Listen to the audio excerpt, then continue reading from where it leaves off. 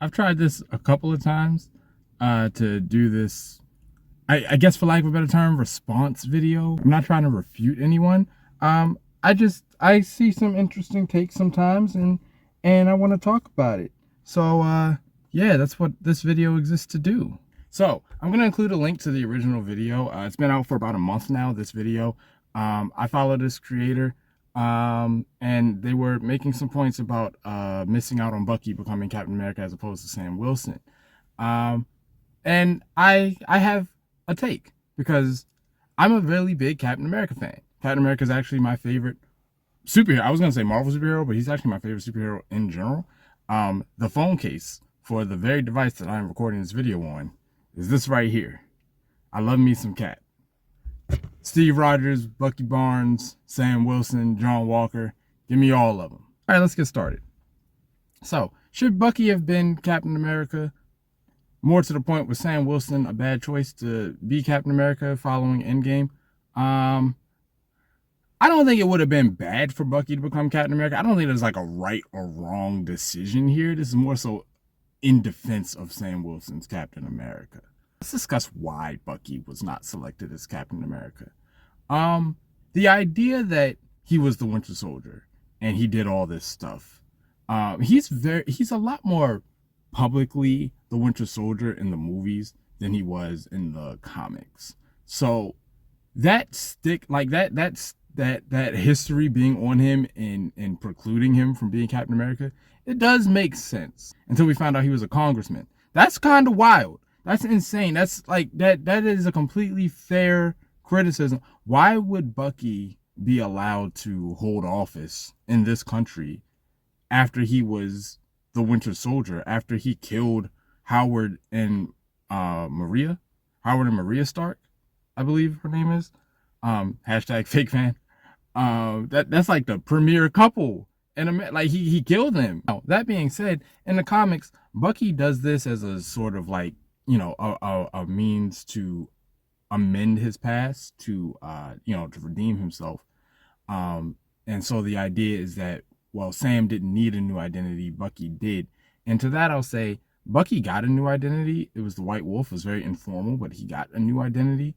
Whether he embraces it or not is another question. But embracing a new superhero moniker is not the idea of it. That's not what redemption is. If you need redemption, then redeem you. Bucky should redeem himself, not Bucky as Captain America, Bucky as Bucky. There were multiple people who were being uh, approached to become Captain America. Among some of them, Hawkeye, I remember being one. Wolverine, I think for like a hot second was asked, or was it Frank Castle? Or was it both? I could be making one of those up. Steve was dead. In the movie, Steve specifically endorsed Sam, like he asked Sam to do it. Who Steve would pick, I don't think you can necessarily dismiss that. Let's get into the politics conversation. Um, there's a lot of identity politics in media these days. Whether it's a good thing or a bad thing is a matter of opinion, but there's no reason to act as though that's not happening. And because identity politics and politics in general seem to be shoehorned into everything, it can distract from properties where politics are actually supposed to be. I would submit Captain America is supposed to be, and has always been, political. The idea that Falcon and the Winter Soldier became political, if Captain America wasn't political up until that point in the movies, I would think that's a fair criticism. But Captain America has always been political in the movies. The character is political.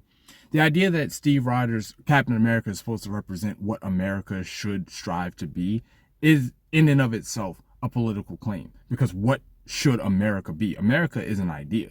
So to personify what that is, you have to take a stance as to what you think the values of this country should be. The Winter Soldier movie with Project Insight is about, government overreach and to what degree people, like, what is national security worth? How many freedoms of the citizens should we reasonably be able to roll over in pursuit of their national security? Captain America's always been political. We gotta address Sam's blackness. We have to. Sam in the MCU up until when he got his own show was the I'm not gonna say sidekick, supporting character to Steve Rogers or other characters. You know, he popped up in Avengers movies, so we weren't getting into the inner workings of his life. We didn't have time for that. So when we are watching a show that's following him, getting into his personal life is required. And here's the thing: you can't divorce a black character from their blackness. Now, mileage may vary, and to some degree it is overblown, and to some degree it is underplayed. Both of those things happen. We can be honest about that. And you can't divorce a black man from his blackness. You can't divorce the Captain America mantle from politics. So if you put a black man in the mantle of Captain America, you cannot divorce a black Captain America from the politics of a prominent black man being in a prominent role in this country. It just can't. It can't happen. If you did do that, you would be lying, and you would be making a far less interesting story if you didn't get into it. When you step into a prominent role like that, you are going to have to deal with the pressure of, to what degree do I have to look out for everyone, and to what degree does my new position allow me to look out for the specific things of my group that I otherwise did not have the opportunity to do until now. But the idea that turning it political turned people off, as if Captain America has not always been political, or that it should turn people off, I think there's a bit of an unfair judgment there. Was Sam's Captain America movie inferior to Steve Rogers' Captain America movies? Yeah. Was Falcon and the Winter Soldier the best representation and the best coming out party for Sam Wilson? No. If you rewind the clock back to the early days of the MCU, Captain America, the First Avenger, was not very largely regarded as a great movie. He really had his coming out party in the Winter Soldier. It took him 3 appearances to really jumpstart in the eyes of the fans. In fairness, 10 years on, 12 years on, maybe you should have a better handle on the IP and the formula that works, and you should be able to make a better product than that. Okay, fair enough. But it takes time for people to embrace characters. It's been 7 years since Endgame. There were 7 years between Captain America, the First Avenger, and Infinity War. In the 7 years with Captain America, Steve Rogers, you saw Steve no less than 6 times. You saw Sam Wilson as Captain America since Endgame twice. They didn't get the same level of exposure. They didn't get the same level of opportunity for the character to be embraced by the fans. Marvel did drop the ball with a lot of their new entries, not just in terms of quality of the projects themselves. Mileage may vary. I just mean in the sense that all these characters had their one-offs and then they just screwed off into the ether. Last thing I want to address is the comics versus movie thing. One side argues that there's no problem because Sam and Bucky have both been Captain America in the comics, so, all should be well. And one side argues, well, be that as it may, Bucky was Captain America first, and so why did we skip over Bucky to go directly to Sam? All right, to that I will say we all know comics and movie translations are different. It has always been that way. It will always have to be that way because the mediums are different. If anyone wants to judge it that way. If we're going to get into that, then we have to hold that same standard. Like, we have to say something about the first Avengers movie, because the team that debuted in the Avengers movie is not the first iteration of the Avengers according to comics. Ant-Man and Wasp weren't there, as they would have been in the first Avengers comic, and Steve was there, as he would not have been in the first Avengers comic. If exceptions are allowed to be made, then can we at least entertain that the Sam Wilson thing could be one of those exceptions? That seems to make sense to me. But also, the reception of their comics. Bucky's story as Captain America came out in 2006, I believe, 2006, 2007. And Wilson's Captain America came out at a very divisive time. Now, this was all new, all different Marvel, which was already controversial in and of itself. And I happen to agree that a lot of that was bad, or at least not nearly as interesting. I liked Sam Wilson Captain America. I liked Jane Foster's Thor. Now, I went online and tried to find how people reacted to the Sam Wilson run. I know that the Bucky run as Captain America was largely respected and liked. So I went to see what I could find about Sam Wilson's run as Captain America. And from what I could find from people who were actually reading it, because there were a lot of people who were just mad not reading it. From what I could find from people who were reading it, they were digging it. It was good. Now, Marvel was in a controversial time there. The Captain America moniker itself was in a controversial time because we're talking Secret Empire era Captain America. Like this whole Steve was secretly a Nazi thing turned a lot of people off.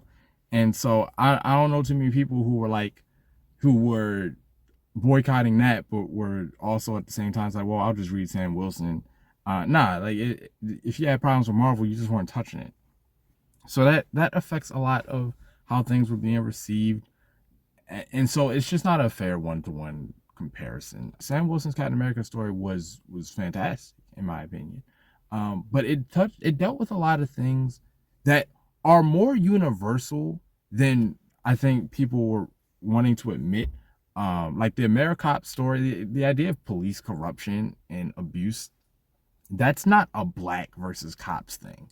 That's a thing in this country. You know, um, the story of the adolescent or maybe young adult superhero, like he wanted to break up a robbery or something. He got falsely framed or falsely accused of trying to rob the joint.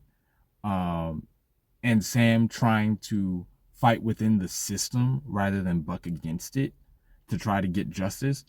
That First off, people get framed for stuff. People get falsely imprisoned for stuff. That happens. It's not a black thing either. Now we can talk about, does it happen disproportionately to us, but that's for smarter minds than me. My point is that we can all relate to the fear of those in power misusing their power. We see the value in a story like that, and then we go black or white or woman or man with it, and then suddenly it's like we forget that that story in and of itself is universal. This is the same story with a different color paint. What's wrong with that? But there, we need to stop tagging it with this negative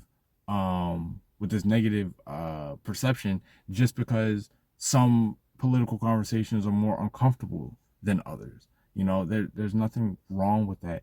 And Bucky not being made Captain America, it, it's not a right or wrong decision. I'm holding this up just to remind y'all that I love Captain America. It's not a right or wrong decision. It's just a decision.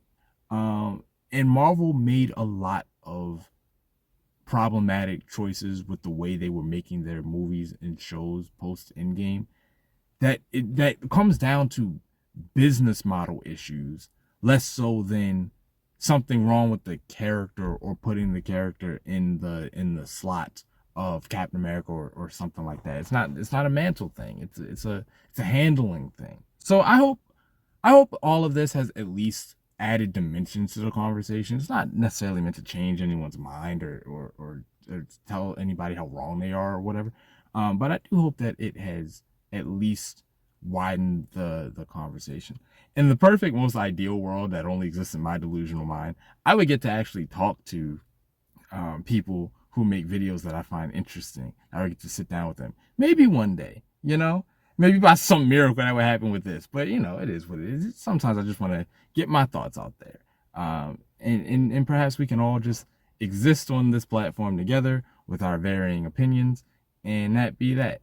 All right. But as for me, I 100% stand by Sam Wilson being Captain America. Good movie, bad movie, whatever. I forgave a lot of mistakes that I think Marvel made in some of the early movies. I can forgive it for Sam. Why not?